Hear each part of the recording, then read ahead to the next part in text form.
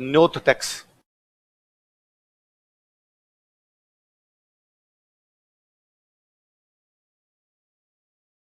न्योत कर, न्योत टैक्स।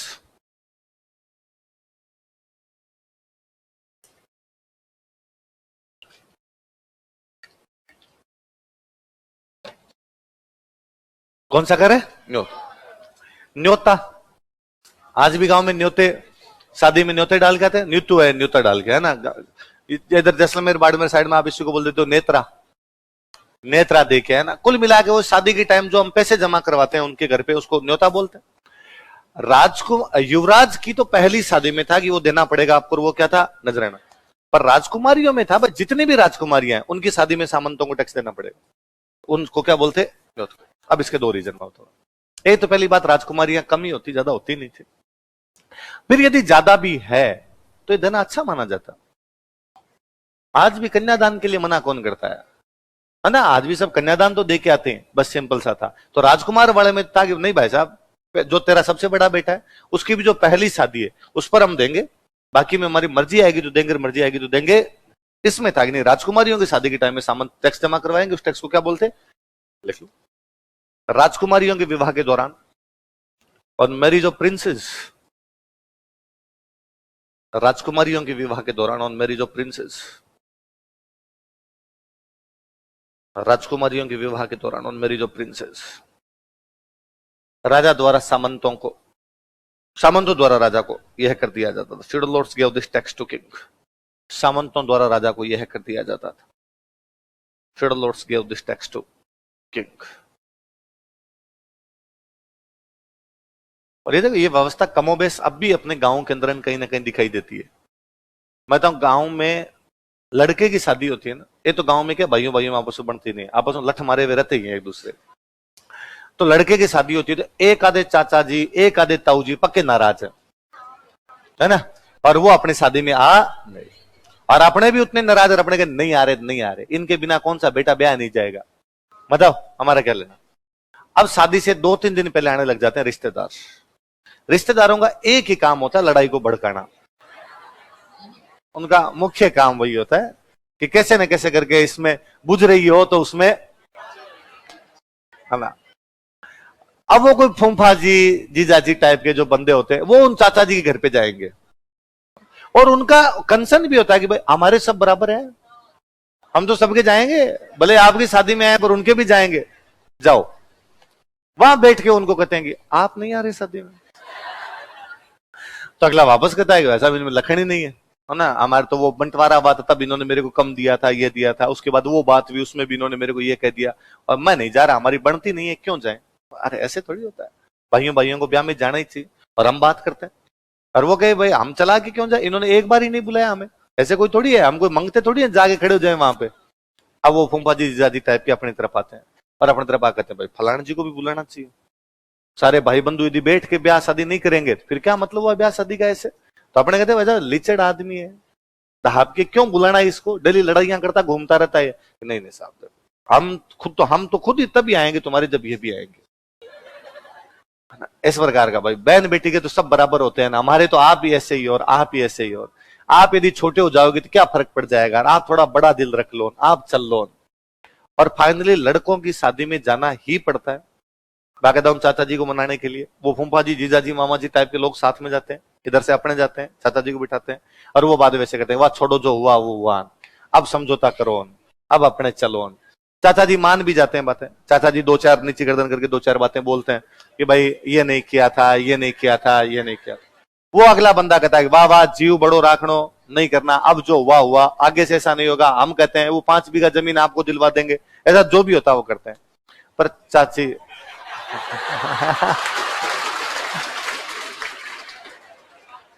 वो दरवाजे के पीछे खड़े होके बातें बोलते हैं।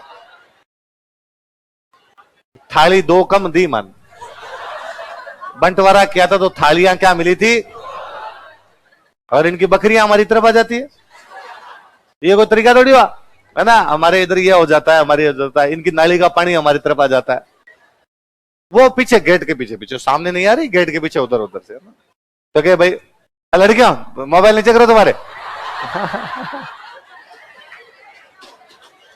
तुम ये वीडियो लगा देती हो इनके नीचे, मुझे लोग इतनी गालियां निकालते हैं।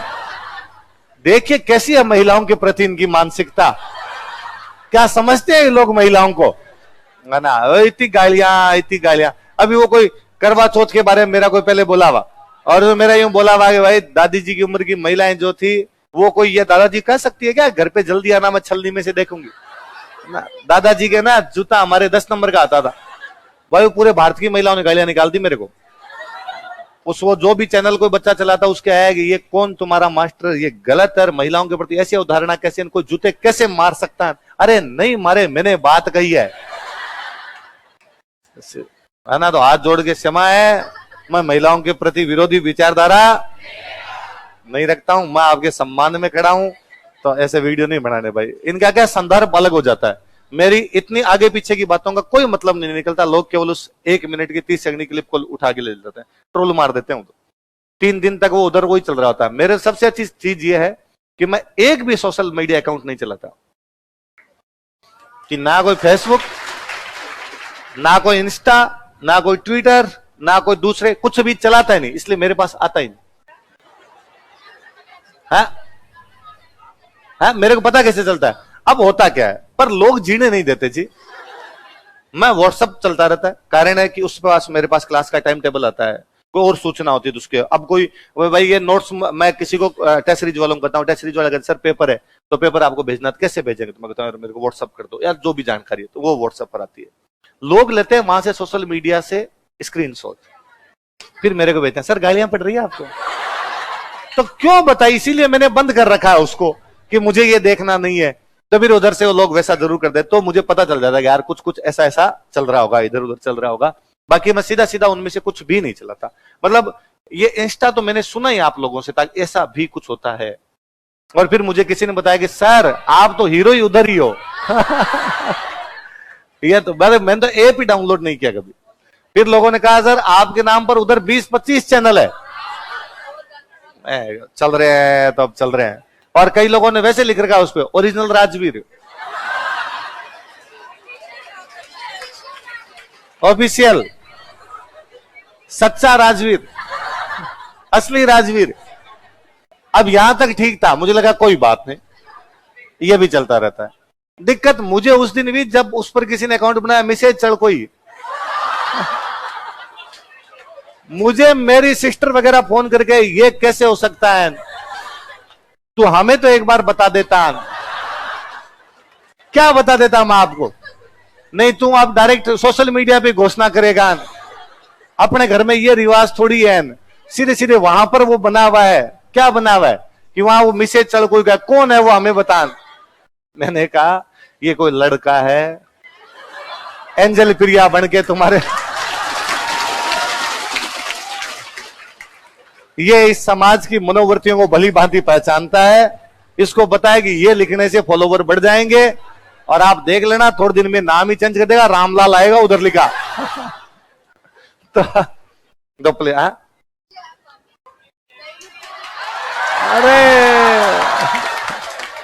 नहीं, इस बात में कोई बात नहीं की, आगे। हाँ अरे हाँ चल बस बस बस बस, अब इधर तो आप वीडियो ऐसे मत बनाया कीजिए। हाँ है तू ठीक सूचना ही लेके आती, मेरे को खुद को नहीं पता, तेरे को पता है। चलो ठीक है, तू कह रही है तो वेरी गुड, थैंक यू। चलो जिस दिन तू जाए तो मेरे को लेके चलना चाहता।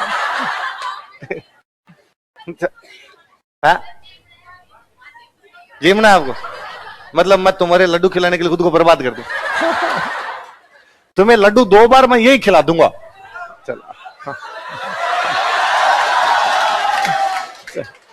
अरे सुन लो रे तुम, ये जो टॉपिक तुम पढ़ रहे हो ना, ये पूरे भारत में केवल मुझे आता है, सच्ची। आप कहीं देख लेना, मिलेगा ही नहीं। आप कोई बुक उठा के देखिए, अरे ताली नहीं बजानी। एक तो तुम्हारे तालियां बजाने भगवान जाने क्या, तालियां नहीं बजानी। मैं इसलिए कहता हूं ताकि तुम सीरियस हो जाओ। तुम सीरियस होते नहीं, तुम मजाक लेते। केवल आपको आता मजा आ गया, मजा आ गया। ऐसे कैसे कर सकते हो यार। तो सुनो तुम, फिर तुम इसको भी कोई ना कोई वीडियो लगा देता है, केवल आता है राजवीर सर को, नीचे लोग लिखते हैं मुंह देख इसका। तो ऐसे नहीं करना, आप बातें सुना कीजिए। तो उधर चाची जी होते हैं, वो गेट के पीछे खड़े होके जोर जोर से बोलते हैं ऐसे, है ना। यूं कहा ही जाता है कि गांव की महिलाएं धीमे धीमे बोलती है, बाकी वो बोलती। वो दिलीप सर का एक वीडियो वायरल हुआ था, तो उसमें दिलीप सर कहते भी हैं कि गांव की जो महिलाएं होती है वो जोर जोर से बोलती है, और जोर जोर से बोलती है तो पास पड़ोस की महिला, जो दूसरी महिला होती है, वो कहती है बीनी नहीं धीमे बोलो, बारह मनक सुने। और वो कहती है अब तो मैं बोलूंगी, मैं सुनाने के लिए बोल रही हूं, मैं पूरे गांव को सुना दूंगी। सर का वीडियो है, जो है गांव की महिला में शहर की महिलाओं में फर्क है। ये तो शहर की लड़कियां जो होती है वो धीमे धीमे बोलती है, गांव वाली तेज बोलती है।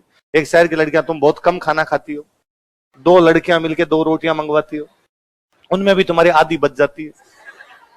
गांव वाले इधर दीवार की तरफ मुंह करके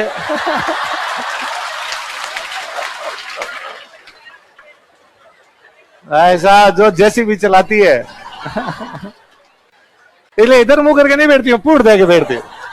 देखिए नहीं कितनी खाई कितनी नहीं खाई आपने, है ना। तो शहर वाले लड़कियों, तुम गांव वालों से थोड़ी शिक्षा लो, है नहीं तुम गांव वाली भी यहाँ शहर में आगे शहर जैसी हो जाती हो, तो कुरकुरे खा के टाइम पास करती हो यहाँ पे।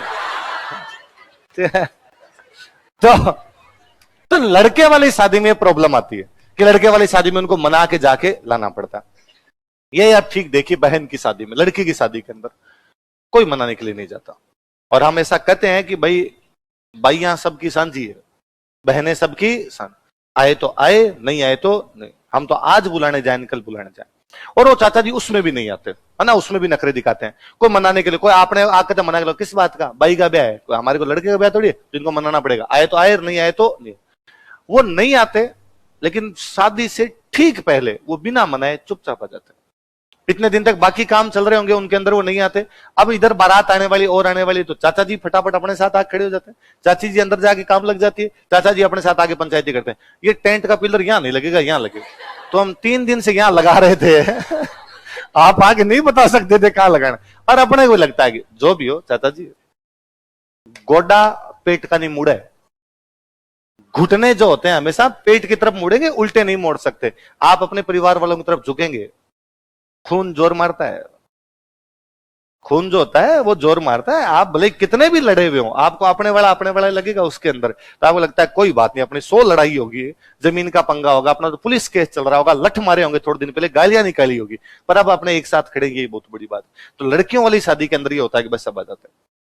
आप और नोटिस करना, अब जाके थोड़ी व्यवस्था अपनी कमजोर पड़ी है। ये पहले दादाजी की उम्र के लोग किसी भी गांव से होके जा रहे हैं, रास्ते के अंदर कहीं टेंट देखा लगा हुआ, या शादी का सा माहौल देखा गया, शादी है, वो पूछते भाई किसकी शादी है, तो लड़की की या लड़के की, पता चलता लड़की की शादी, वो कन्यादान जमा करवाते। कन्यादान तो उनका इतना ही था, 1 रुपए, 1.25 रुपए, 5.25 रुपए, 11 रुपए, ये बहुत बड़ी रकमें हुआ करती थी।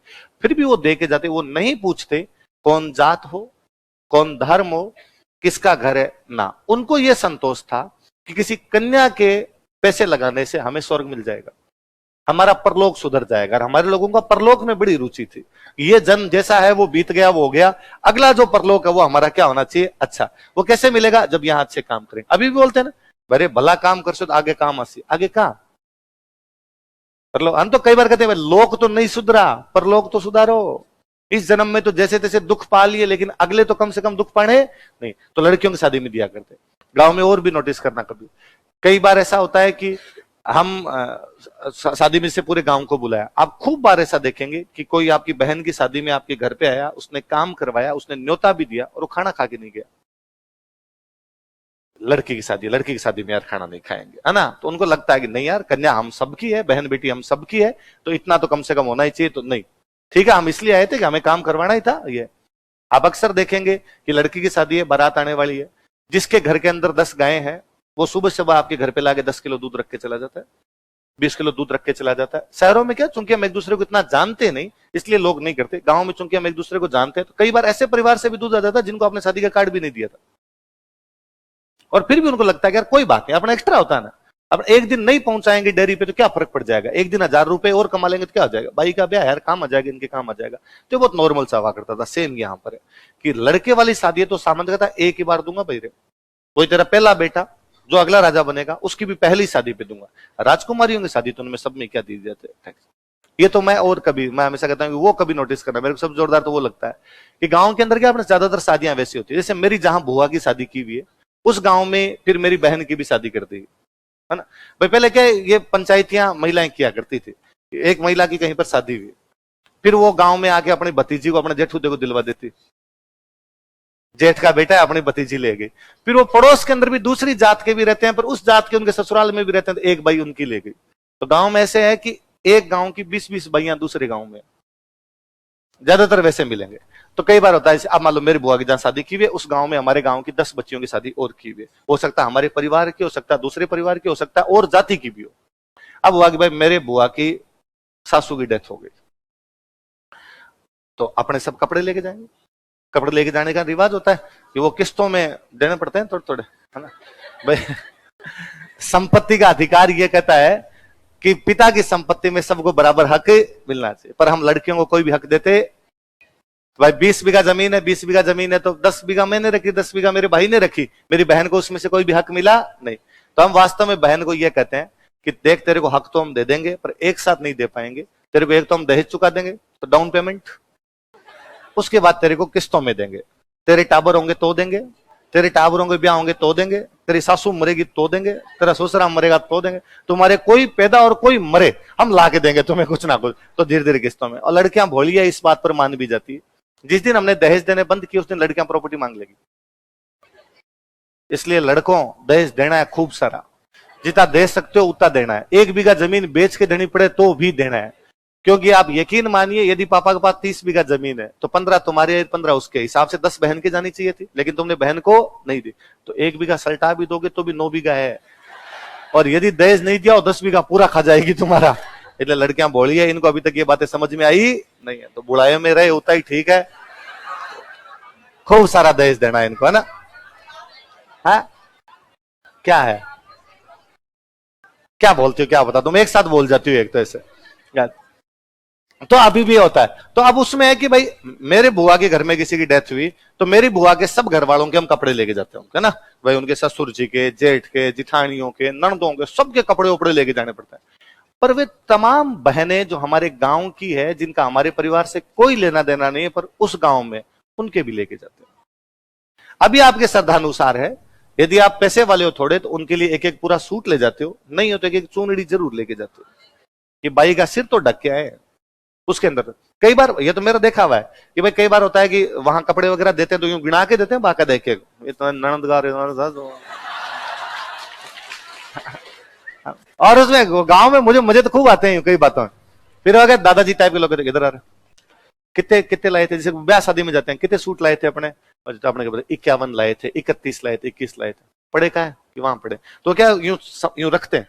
फिर महिलाएं आके देखती है भाई तुम्हारे पीहर से क्या आया, तो अपने वाला कोई कहता है तुम वहीं खड़े रहना। हम क्यों कि ननदे बदमाश है उठा के ले जाएगी। अपने वाली बाई तो बोली है ये बाकी वाली उठा सकती है, तो एक आदमी खड़ा हो रहता है, ना ना ये रख दो, देखना ये खाली उठा के लेके जाना।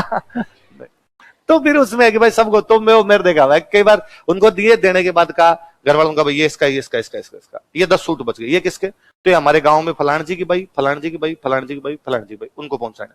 कई बार ये होता है कि जो अपने फूफा जी वाला घर है उनके भी उन घरों से कोई लेना देना नहीं है, पर अपने जानते हैं कि वहां है, तो वो कहते हैं कि भाई हम तो आपके साथ हमारा एक बच्चा भेज देते हैं, आप देख के आ जाओ। बाकी तो देख के आते हैं के। और कई बार ये भी होता है, जैसे हमारा गांव, मेरा गांव बहुत बड़ा गांव कि मतलब इतने घर हैं कि एक दूसरे को लोग आपस के अंदर नहीं जानते हो। तो कोई बच्चे की कहीं शादी कर दी वो तो कैसे जानेगी मेरे को कि भाई मैं कौन, मुझे बताना पड़ता मैं फलान जी की, फलान जी की, फलान जी को, तो किसी एक आधे घर में पहचानती है। फिर भी जब आप उसको जाके ये कहते हो कि मैं तुम्हारे गांव का हूँ, मैं तुम्हारा भाई लगता हूँ, तुम्हारा चाचा लगता हूँ, या तुम्हारे पीढ़ी में ये लगता हूँ, या तुम्हारे पड़ोस का हूँ, या अपना खेत वहां पर है, वो लड़की खुश ही होती है। उसे यही लगता है कि नहीं मेरे पीहर से आए हैं, पीर की चिड़कली चौकी लगे, पीर से अच्छा कौन लगे, तो देखे आते हैं। ये परंपरा इसीलिए थी ताकि ये भाईचारा बना रहे। इसलिए मैं हमेशा क्लास में कहता रहता हूँ कि मेरे कभी नहीं समझ में आया कि आजकल लोगों को अपने ही गांव में प्यार कैसे हो जाता है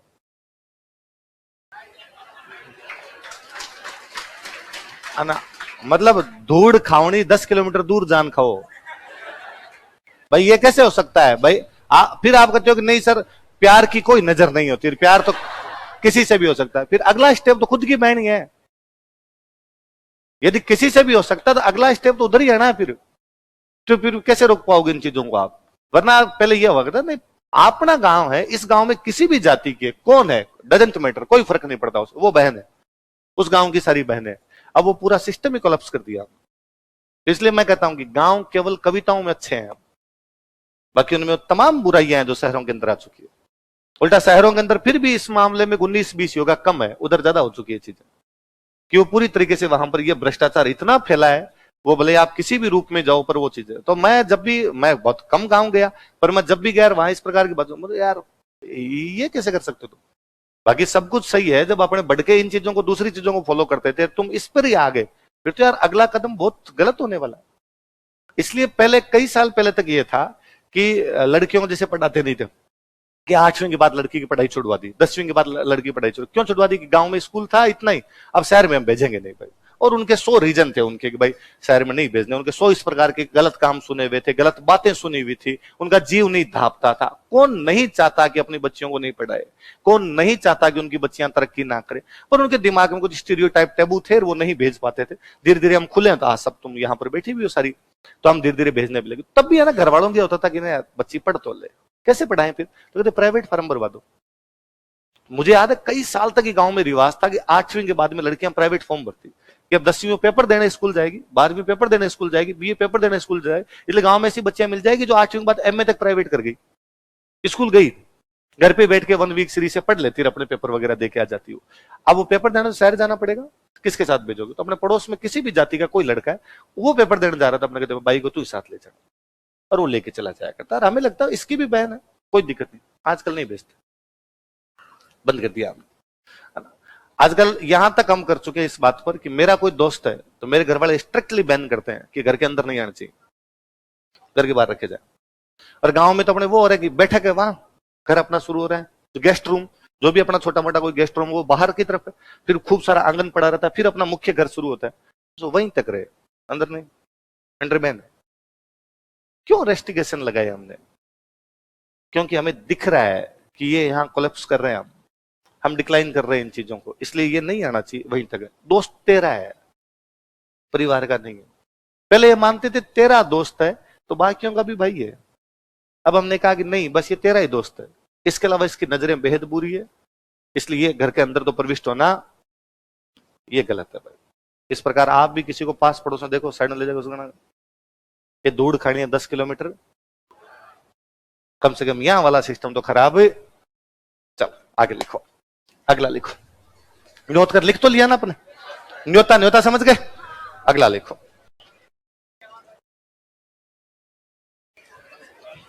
लिखो गनीम बराड़।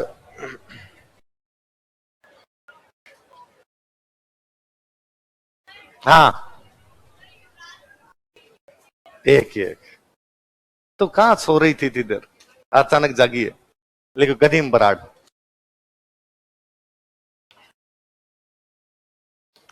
क्या दे अगला टेक्स्ट कौन सा है? बराड़ का मतलब तो टैक्स ही होता है ना, गनीम का मतलब था युद्ध। क्या होता है? युद्ध। सुन लो, देखो युद्ध के टाइम जो टैक्स लिया जाता उसको क्या बोलते? अभी याद करो, अभी थोड़े दिन पहले मैंने एक लाइन लिखवाई कहीं पर, हमीर पर कर बढ़ाने का आरोप लगाया जाता है, लेकिन उसने कर उस समय बढ़ाए थे जब युद्ध चल रहा था, क्योंकि युद्ध के लिए अधिक धन की आवश्यकता थी। इससे पहले हमीर ने कभी भी इस प्रकार के कर बढ़ाए। तो जो युद्ध के समय कर लगाए जाते वो क्या है? क्योंकि युद्ध के समय अधिक धन की आवश्यकता है, तो राजा कहता है कि भाई मेरे पास 1 लाख पड़े हैं, युद्ध में अपने 2 लाख लगेंगे, बाकी लाओ थोड़े थोड़े, युद्ध है भाई। देखो युद्ध के दौरान सामंतों द्वारा राजा को यह कर दिया जाता था। feudal lords deposited this tax to king during war।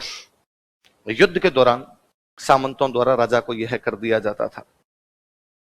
feudal lords deposited this tax to king during war।